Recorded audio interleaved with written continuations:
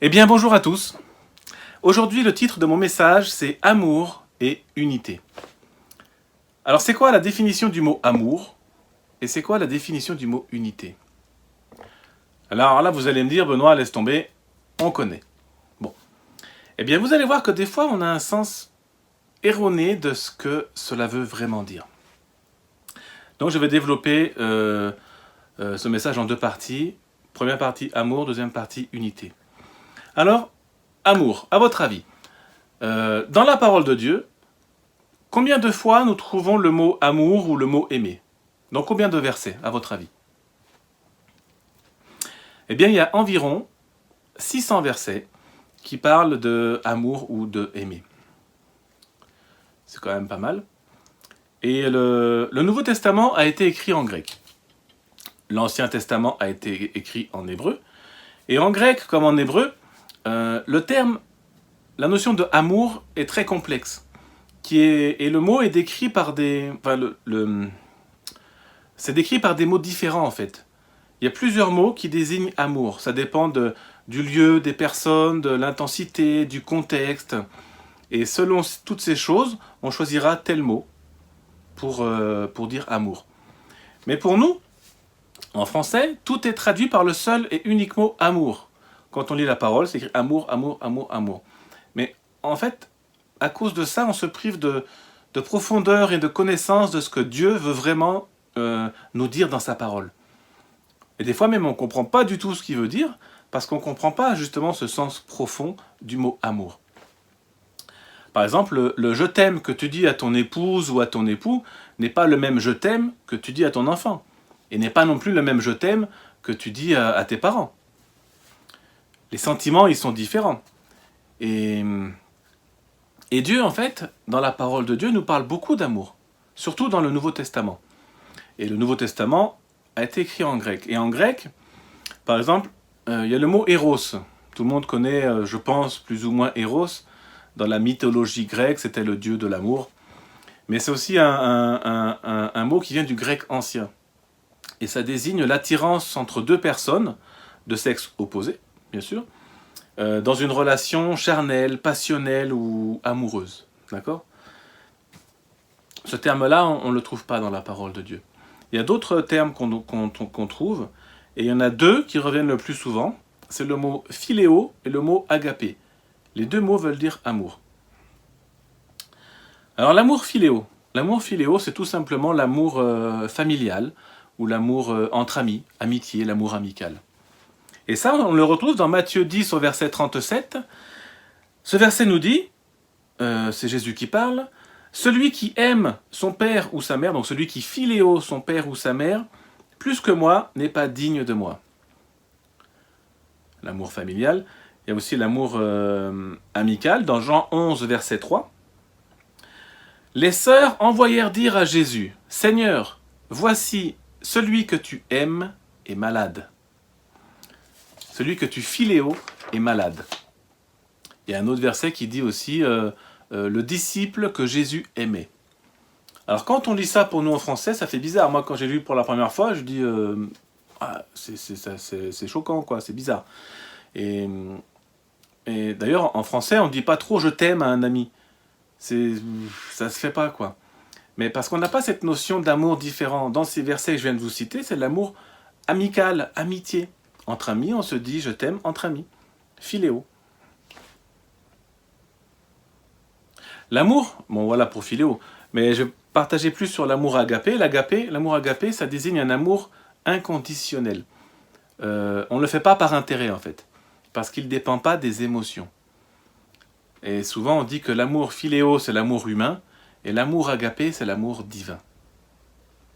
Donc agapé, on le retrouve énormément de fois dans le Nouveau Testament, parce que c'est un terme grec, et plus de 200 fois.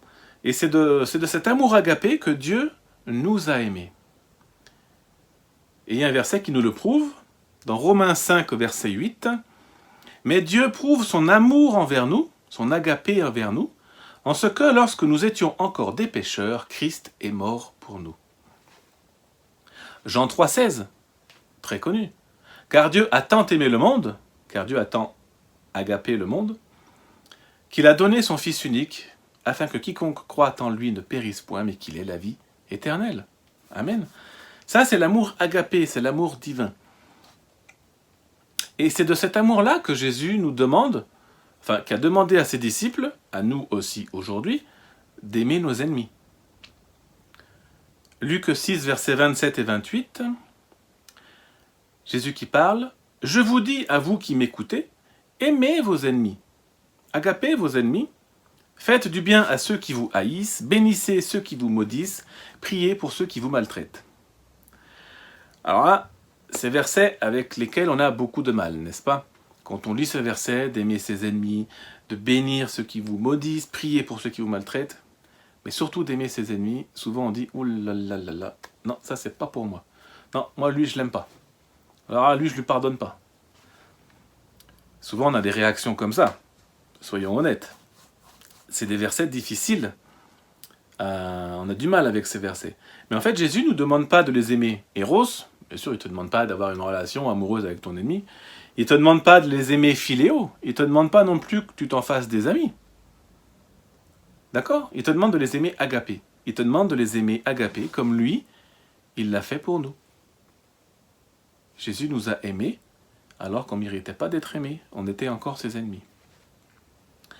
Mais le problème, c'est que nous sommes incapables d'aimer comme ça. Pourquoi? Parce que ça ne nous est pas naturel. D'accord? Et en fait, on peut aimer comme Dieu nous a aimés, qu'en puisant cet amour à la source. Donc, en Dieu. Et bonne nouvelle, Romains 5, verset 5, l'amour de Dieu, donc l'agapé de Dieu, est déversé dans notre cœur par le Saint-Esprit qui nous a été donné. Donc l'amour de Dieu, l'agapé de Dieu, est déversé dans notre cœur par le Saint-Esprit qui nous a été donné. Donc quand on devient enfant de Dieu, le Saint-Esprit vient en nous, et grâce à cela, on peut avoir cet amour agapé en nous, et ainsi aimer nos ennemis. Mais ça s'apprend. Nous devons apprendre à aimer de cet amour-là. Amen. Donc il nous demande d'aimer nos ennemis, mais aussi, dans 1 Jean, chapitre 4, versets 7 et 8, « Bien-aimés », là c'est toujours agapé bien sûr, « aimons-nous les uns les autres, car l'amour est de Dieu. Et quiconque aime est né de Dieu et connaît Dieu. Celui qui n'aime pas n'a pas connu Dieu, car Dieu est amour. » Dieu est agapé. Donc aimer ses ennemis, mais aimer les frères et sœurs. Et surtout ce verset nous dit que celui qui n'aime pas agapé n'a pas connu Dieu, car Dieu est amour. Donc vous voyez, c'est important de connaître ces différences parce que de notions du terme amour, parce que, comme je l'ai dit tout à l'heure, des fois on ne comprend pas, ou alors pas du tout, le message que Dieu veut nous faire passer. Et l'exemple le plus parlant, c'est le passage de Jean au chapitre 21 à partir du verset 15. Je ne vais pas vous le lire, mais je vais vous le résumer. Dans ce passage, Jésus pose 3 fois la même question à Pierre. Bon, je résume vite fait, c'est Jésus il dit « Pierre, m'aimes-tu » Et Pierre y répond « Jésus, je t'aime ». 3 fois. « Pierre, m'aimes-tu » Jésus, je t'aime. « Pierre, m'aimes-tu » Jésus, je t'aime. « Pierre, m'aimes-tu » Jésus, je t'aime. Donc quand on lit ça comme ça en français, enfin la première fois que moi je l'ai lu, je me suis dit mais pourquoi Jésus répète 3 fois la même question? Ouais, après, bon, on comprend pas trop et on continue, on passe. Mais là, on se prive de quelque chose de magnifique parce que, en fait, les 2 premiers m'aimes-tu de Jésus, c'est le mot agapé. Et le 3e m'aimes-tu, c'est le mot philéo. Mais Pierre, lui, répond toujours par philéo. Donc, ce passage, pour l'histoire, c'est la première fois que Pierre revoit Jésus depuis qu'il l'a renié. Vous savez, Pierre, c'était quelqu'un un grand gaillard, un grand costaud, qui disait toujours tous les autres, ils peuvent t'abandonner, Jésus, mais moi, je t'abandonnerai jamais. Là où tu iras, j'irai, parce que moi, je t'aime, Seigneur. Et moi, je suis pas comme eux, hein, tu sais, moi. Puis c'était quelqu'un qui était téméraire, qu'il était prêt il a coupé l'oreille d'un garde avec son épée, enfin, voilà, Pierre, c'était, attends, Jésus, je te suivrai partout où tu iras, quoi, je t'aime comme ça. Jésus lui dit, mais tu vas me renier 3 fois, Pierre. Et effectivement, Pierre a renié 3 fois Jésus, en disant, je ne connais pas cet homme, je ne connais pas cet homme. Et Pierre, à ce moment-là, il s'est rendu compte que, il n'aimait pas Jésus comme il pensait. Et il est parti en pleurant amèrement. Et là, dans ce passage-là, c'est la première fois que Pierre revoit Jésus. Et Jésus lui dit, alors Pierre, m'aimes-tu agapé? M'aimes-tu agapé? Et Pierre répond, non Jésus, finalement je t'aime que philéo, quoi. Jésus répète, Pierre, non mais tu m'aimes agapé. Et Pierre il dit, non, non Seigneur Jésus, non, non, tu vois bien, je peux t'aimer que philéo. Et là, Pierre il s'humilie. Il se rend compte qu'il ne peut pas aimer comme ça, donc il voit bien qu'il est que là, quoi. Et dans sa grande bonté, Jésus il descend vers lui, à sa hauteur, en lui disant, bon bah alors Pierre, tu m'aimes philéo? Et Pierre dit, oui Jésus, je t'aime philéo. Et Jésus lui dit, ben paie mes agneaux, paie mes brebis, et je te donne les clés du royaume, Pierre. Donc c'est un formidable passage d'humiliation et où une personne s'abaisse et se dit, je ne peux pas t'aimer plus haut que ça, Seigneur Jésus. Je suis faible en fait. Et en disant ça, ben, c'est Jésus qui vient à nous, qui vient à Pierre. Donc voilà. Donc c'est important de connaître ces différences, quoi.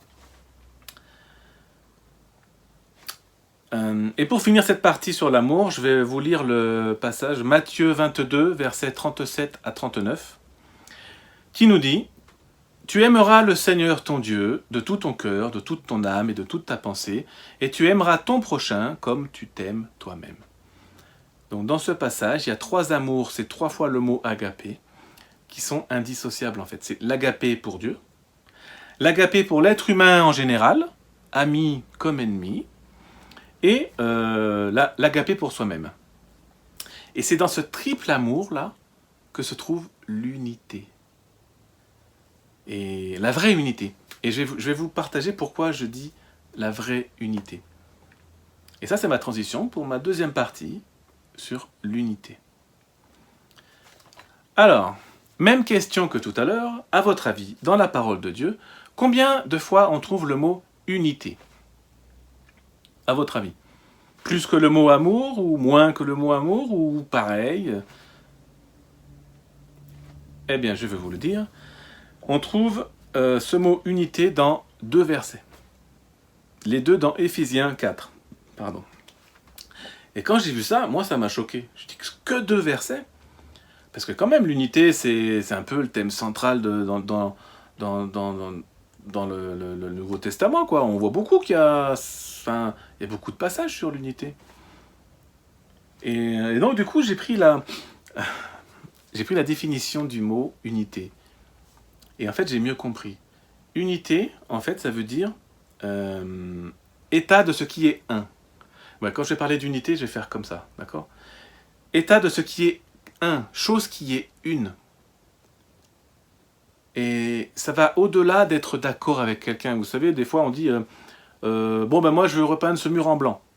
Ah, je suis d'accord avec toi. Ah, on est vraiment dans l'unité, alors. Hein. Non, c'est beaucoup plus profond que ça, en fait.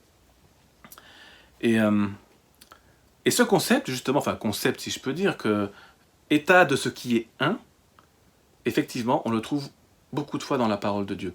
Et c'est ça que je vais développer aujourd'hui un peu plus.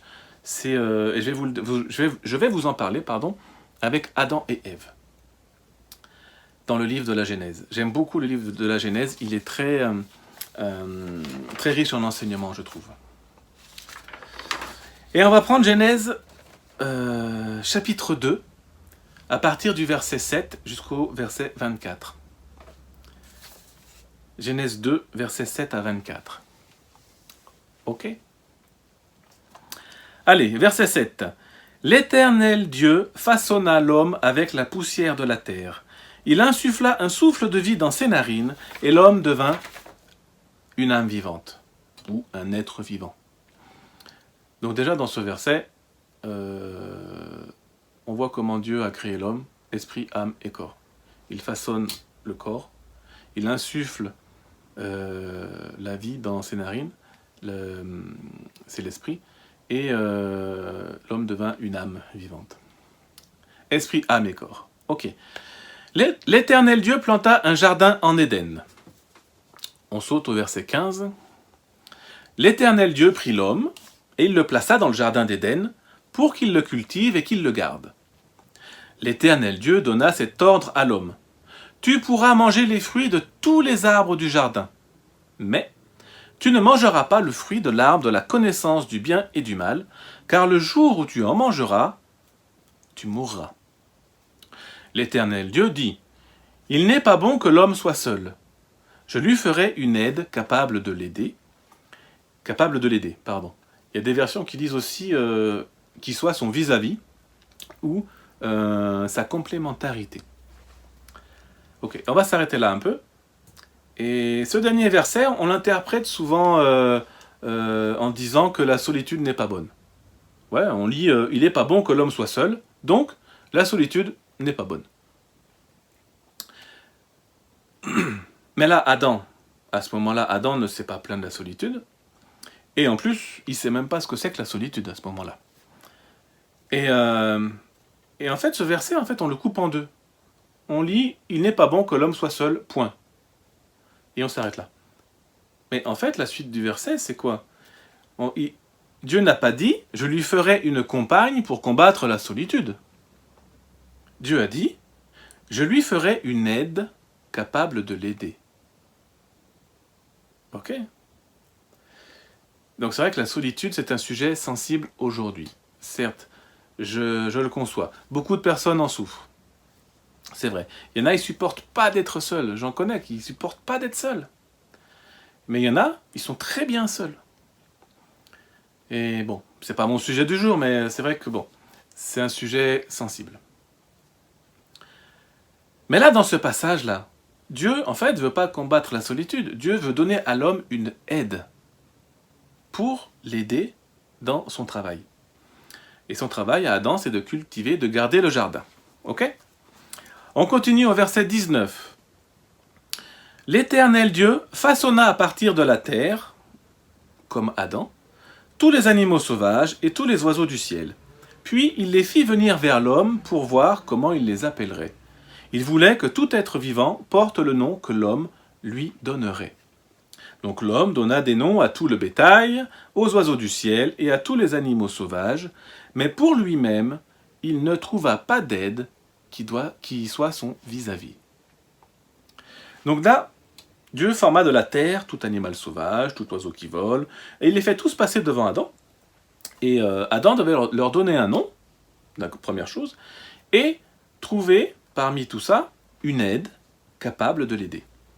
Mais on a lu qu'il ne trouva pas d'aide pour l'aider. Alors, et c'est là que ça devient intéressant. Pourquoi ? Parce que Dieu va créer la femme. Toutes les femmes, ouais. Vous savez comment Dieu a créé la femme ? Bon, la plupart des personnes connaissent cette histoire. Au verset 21, « L'Éternel Dieu fit tomber un profond sommeil sur l'homme qui s'endormit. Il prit une de ses côtes et referma la chair à sa place. » Donc là, petite parenthèse, c'est la première anesthésie générale et la première opération chirurgicale. Verset 22, « L'Éternel Dieu forma une femme à partir de la côte qu'il avait prise à l'homme, et il amena la femme à l'homme. » On va s'arrêter là. Alors, Dieu a créé Adam de la poussière de la terre. Ok, on a vu. Et tous les animaux terrestres et volants, il les a créés de la terre également. Alors, ma question pour vous aujourd'hui, pourquoi Dieu n'a-t-il pas créé la femme de la poussière de la terre également ? C'est vrai ça, on pourrait se dire pourquoi. Il dit Dieu, on va créer l'homme. Oh, il le façonne. Tac. Bon, bah, je vais lui créer une aide. Je vais faire tous les animaux terrestres volants. Il les façonne avec la terre. Bon, il n'a trouvé personne Adam. Ok, bah, je vais créer la femme. Hop, je vais prendre la terre et je crée la femme. Pourquoi il n'a pas fait ça, Dieu ? Enfin, moi, je me suis posé la question. Bon, je vais vous répondre, parce que c'est vrai que des fois, je pose des questions et je donne pas les réponses. Et bon, mais c'est pour pour faire réfléchir en fait. Mais là, pourquoi Dieu n'a pas fait ça? C'est que il ne peut y avoir qu'un seul être premier. Qu'un premier homme, qu'une seule race, la race d'Adam. J'ai pas le temps de développer, mais ce qu'il faut retenir, c'est qu'on vient tous d'Adam. Avant d'être en Christ, nous sommes tous en Adam. Il y a deux races d'hommes sur terre, la race d'Adam et la race de Christ. Il n'y a pas la race d'Ève. Tout le monde vient d'Adam. Bon, pour en savoir plus, je vous invite à écouter mon message sur Adam et Christ. Et voilà, c'est très intéressant. Et sur ça, je vais juste vous citer un verset, ça va introduire ma partie. C'est 1 Corinthiens 15, verset 22, qui nous dit « Tous les hommes meurent parce qu'ils sont attachés, retenez bien attachés, à Adam. Tous les hommes meurent parce qu'ils sont attachés à Adam. De même, tous seront rendus à la vie parce qu'ils sont attachés au Christ. » Ok? Alors, je reprends mon histoire. Donc, Dieu plonge Adam dans un profond sommeil. Ok. Il lui prend une côte. Certains ils disent que c'était un os quelconque. Ils disent que c'était pas une côte. Bon, bref, une côte c'est un os. Bon, voilà, il prend un os. Et à partir de ça, il crée la femme. Il la façonne avec l'os d'Adam. Donc, quand Dieu crée Adam, il le crée complet, parfait, d'accord? Donc, quand Dieu enlève une côte à Adam, Adam, il devient incomplet. On est d'accord? Ok. On continue au verset 23. L'homme dit, « Voici cette fois celle qui est faite des mêmes os et de la même chair que moi. On l'appellera femme parce qu'elle a été tirée de l'homme. » Donc l'homme donne un nom aussi à la femme. Il dit, on l'appellera femme parce qu'elle a été tirée de l'homme. Alors moi, quand je lis ça, je dis, pourquoi on l'appellera femme parce qu'elle a été tirée de l'homme? Je ne voyais pas le rapport. Et en fait, quand on lit en hébreu, c'est très logique. Homme, ça se dit ish, femme, ça se dit isha. On l'appellera isha parce qu'elle est sortie de ish. Voilà, ça paraît logique, c'est grand, grande, petit, petite, enfin voilà.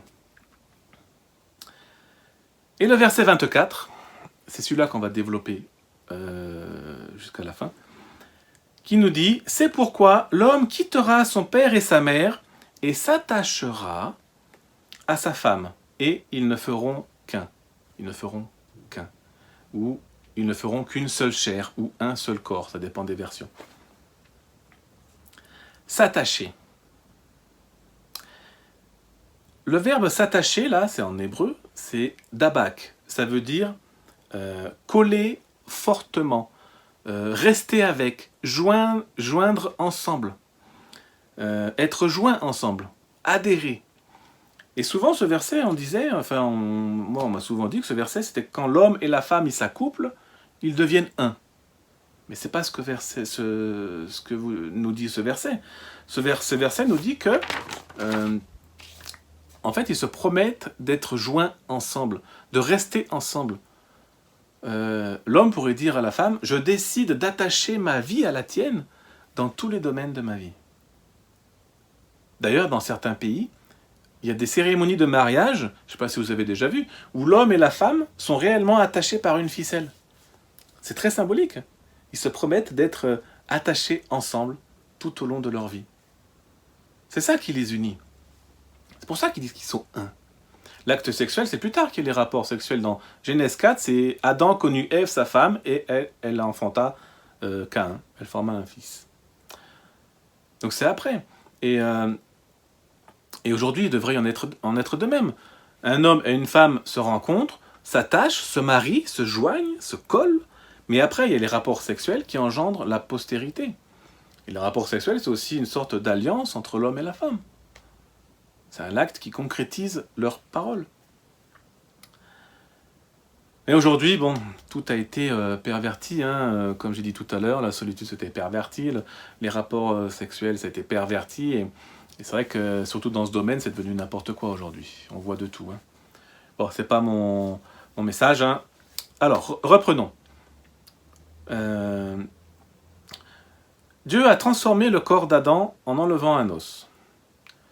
Et donc, depuis Adam, il manque un os à tout homme. Et comme la femme a été faite avec l'os de l'homme, Donc dans chaque homme, il y a un vide en forme d'une femme. Ok? Et moi je prie pour tous les hommes célibataires pour que vous tombiez sur un os. Ouais. Ça c'est moi qui le dis. D'accord? C'est... des fois vous savez, Paul il disait voici ce que déclare le Seigneur, ce qu'ordonne le Seigneur, ta ta ta ta ta ta. Et après il dit voici moi ce que je vous conseille. Là c'est moi qui le dis ça. Bon, que les hommes célibataires, que vous tombiez sur une femme, que vous tombiez sur un os. Mais le célibat c'est un sujet sensible aussi. Parce que y a des personnes qui sont très bien célibataires. Ça n'empêche pas. Il y en a qui sont très très bien comme ça, ils ne cherchent pas d'ailleurs. Et il y en a d'autres qui ne supportent pas d'être célibataires. Ça rejoint la solitude. Et ils font tout pour être avec quelqu'un. Même si c'est des fois des mauvaises personnes. Donc du coup, ils souffrent toute leur vie. Mais ils sont avec quelqu'un. D'accord? Tout a été perverti. Bon. C'est pas mon message du jour. Mais voilà, reprenons notre histoire. Et là maintenant, suivez-moi bien parce que ça va... Je vais rentrer dans ma conclusion. Dieu crée l'homme. D'accord, on a vu. Dieu crée Adam. Et il lui donne une mission. Pardon. Sa mission, c'est de garder et cultiver le jardin. Ok. Dieu dit, oh, il n'est pas bon que l'homme soit seul pour faire ce travail. Je vais lui donner une aide qui va être capable de l'aider. Donc il crée la femme à partir de lui. D'accord? Pour que la femme lui soit une aide. Et de ce fait, la femme vient aider l'homme dans sa mission. D'accord? Et donc la femme, elle se met sous la mission de l'homme. Ça a donné soumission. Et là, pareil, soumission, mes amis, quand on parle de soumission aujourd'hui, aïe, aïe, aïe, aïe, aïe, aïe. Ça part dans tous les sens. C'est un sujet très sensible aussi, un sujet qui a été perverti par le diable également. C'est que, en fait, à la base, c'est une chose qui était bonne. Parce que instaurée par Dieu. C'est pas la soumission qu'on connaît aujourd'hui et que les hommes et que ça a tout déformé, quoi. Et le passage que je vais vous lire là, par rapport à ça, c'est Paul, il reprend toutes ces notions que je viens de vous dire, mais il fait aussi le parallèle dans ce passage entre l'homme et la femme, et Christ et l'Église. Et l'Église, je vous le rappelle, c'est l'épouse de Christ. Donc, parallèle entre l'homme et femme, Christ et son épouse. Alors, je vous le lis, c'est Éphésiens 5, versets 22 à 32. Alors, je vous en prie, ne restez pas bloqués sur le premier verset, d'accord? Qui nous dit, au verset 22, « Femmes, soyez soumises à vos maris, comme au Seigneur. Car le mari est le chef de la femme, comme Christ est le chef de l'Église, qui est son corps. » Un seul corps. Or, de même que l'Église est soumise à Christ, les femmes aussi doivent être soumises à leur mari. Marie, là il s'adresse au mari. Marie, aimez vos femmes, agapez vos femmes, comme Christ a aimé l'Église et s'est livré lui-même pour elle. Donc là, Marie, êtes-vous prêt à mourir pour vos épouses, comme Christ s'est donné pour la sienne d'épouse? C'est ça qu'il demande. Au verset 28, « C'est ainsi que les maris doivent aimer leurs femmes, comme leur propre corps. » Vous savez, on a dit, l'homme et la femme s'attacheront, ils ne feront qu'un. Donc l'homme aime ta femme parce que c'est ton corps, c'est ton propre corps. Vous ne faites qu'un. Et celui qui aime sa femme s'aime lui-même. C'est logique. Car jamais personne n'a haï sa propre chair, son propre corps. Mais il la nourrit, il en prend soin. Comme Christ le fait pour l'Église. Donc homme, tu dois prendre soin de ta femme. Comme Christ le fait pour l'Église. Et au verset 31, on retrouve ce verset. « C'est pourquoi l'homme quittera son père et sa mère et s'attachera à sa femme, et les deux deviendront une seule chair, un seul corps, ils deviendront un. » Et Paul y rajoute au verset 32, « Ce mystère est grand. Parce que je dis cela par rapport à Christ et l'Église. Ils sont un aussi également. Un seul corps. Et là, le verbe attacher, là, c'est en grec, donc c'est plus en hébreu, mais ça veut dire, c'est proskolao en grec. Et ça veut dire la même chose, coller fortement, adhérer. Donc Paul reprend le fait que l'homme s'attachera à sa femme, ils seront un. Et vu qu'il fait le parallèle entre l'homme et la femme et Christ et l'Église, il dit que le Christ s'attache à l'Église. Et l'Église et Christ, ils sont un. Un seul corps, dont Christ est le chef. Donc la femme est sous la mission de l'homme et ils travaillent ensemble. L'Église est sous la mission de Christ et ils travaillent ensemble. L'homme doit aimer et prendre soin de sa femme, comme Christ aime et prend soin de son Église, de son épouse. Amen, c'est ça ce passage que ça veut nous dire. Et aujourd'hui, bon, on a tout perdu, ces notions. Souvent, aujourd'hui, l'Église doit être soumise à Christ. C'est lui le chef. Mais souvent, on n'écoute plus vraiment ce que dit Jésus. Et souvent, c'est plutôt l'inverse. On dit « Seigneur, guéris-moi. Seigneur Jésus, garde ma voiture. Seigneur Jésus, garde mes enfants. Seigneur Jésus, fais ci, fais ça. » Et on n'est plus... on le met en fait à l'envers. L'autorité est toute inversée en fait.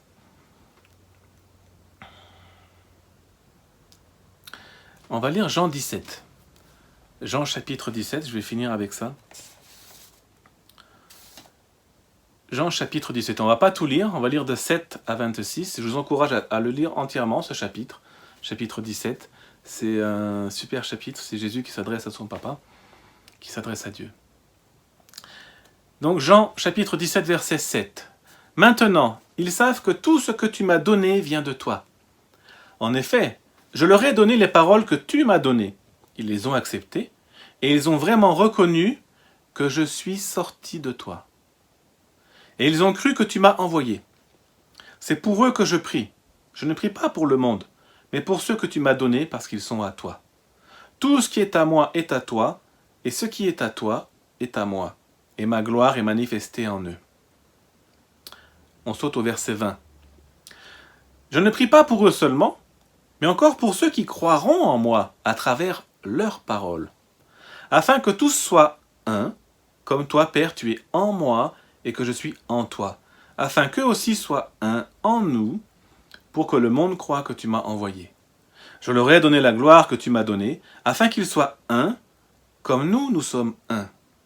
Moi en eux et toi en moi, afin qu'ils soient parfaitement un, et qu'ainsi le monde reconnaisse que tu m'as envoyé, et que tu les as aimés comme tu m'as aimé. » Et le verset 26, « Je leur ai fait connaître ton nom, et je continuerai à le faire connaître, afin que l'amour, agapé, que tu m'as aimé, soit en eux, et que moi-même je sois un en eux. »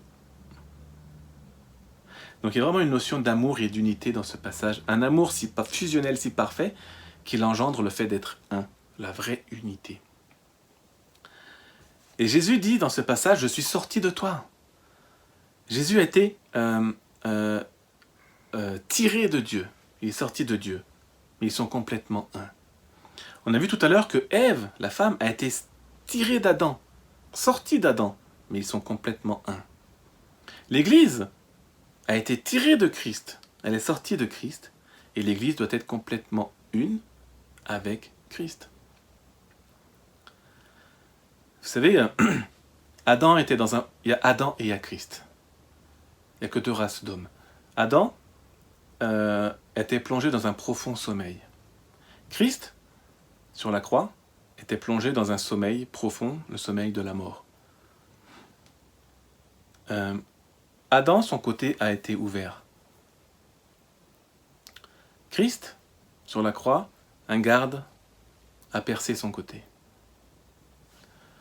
On a retiré une côte à Adam, la femme. La femme est sortie d'Adam. Du côté de Christ est sorti du sang, de la justification et l'eau du baptême. ça représente l'Église.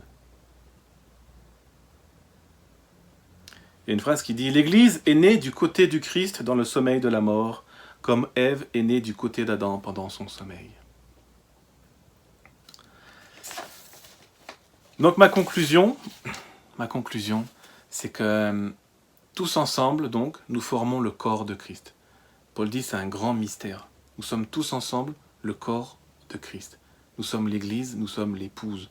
Et de ce fait, en tant qu'épouse, nous devons être soumis à Christ, qui est le chef. Être soumis dans sa mission. D'accord ? La mission de Christ, c'est quoi ? La mission de Jésus, c'était quoi ? C'était de sauver les âmes. Donc nous sommes tous appelés à sauver des âmes, parce que nous sommes sous la mission de Christ, et nous devons l'aider à faire son travail, qui est de sauver des âmes. Et pour ce faire, pour sauver des âmes, comme lui sauvait des âmes, c'est d'être rempli de cet amour agapé que lui avait, et d'être complètement un dans le corps de Christ. Parce que si nous ne sommes pas complètement un, parce que nous devons avoir la même vision de l'Église et être un dans ce que l'on fait, parce que sinon, il est dit que la division vient. Et division, ça veut dire division, il y a plusieurs visions. Et donc du coup, l'Église n'est plus une, n'est plus dans l'unité. D'ailleurs, notre vision d'Église, ici en Aveyron, de l'Assemblée chrétienne aveyronnaise, notre vision, c'est de gagner tout l'Aveyron pour Christ, pour le Seigneur. Et pour ce faire, vous l'avez déjà entendu, on a pris cet exemple que nous devons être une équipe de football. Dans une équipe de football, en fait, nous jouons tous ensemble, mais à des postes différents. Certains sont dans la louange, d'autres dans l'intercession. Certains sont des soigneurs, d'autres chassent les démons. Certains prient pour des malades, et d'autres enseignent la parole de Dieu. Mais tous jouent ensemble, en harmonie, là, dans la même optique. Et la même optique pour une équipe de foot, c'est de marquer le but. Et pour nous, marquer le but, c'est sauver des âmes. Chaque fois qu'une personne vient à Christ, nous marquons un but dans le camp du diable. Alléluia! Et alors nous devons aller marquer le plus de buts possible. Et à chaque but, chaque personne qui vient à Christ, nous devons dire au diable, tu vois là, celui-là, là, ou toi, celle-là, là, et bien là, tu la tiendras plus. Parce que maintenant, elle joue dans notre équipe. Elle n'est plus dans ton camp, elle est dans le nôtre. Et avec elle, on va encore marquer plus de buts. Amen. C'est ça notre mission. C'est ça notre mission. Et je finirai avec un verset. 1 Corinthiens 1, verset 10. C'est Paul qui parlait, et je nous l'approprie à nous, en tant qu'Église, épouse. C'est ma prière de fin, c'est « Je nous exhorte, frères et sœurs, par le nom de notre Seigneur Jésus-Christ, à tenir tous un même langage, et à ne point avoir de division parmi nous, mais à être parfaitement un, dans un même esprit et dans un même sentiment. » Il y a des versions qui disent « dans un même amour ». Parfaitement un, dans un même amour. Amour et unité. Que notre Seigneur Jésus-Christ vous bénisse abondamment. À bientôt.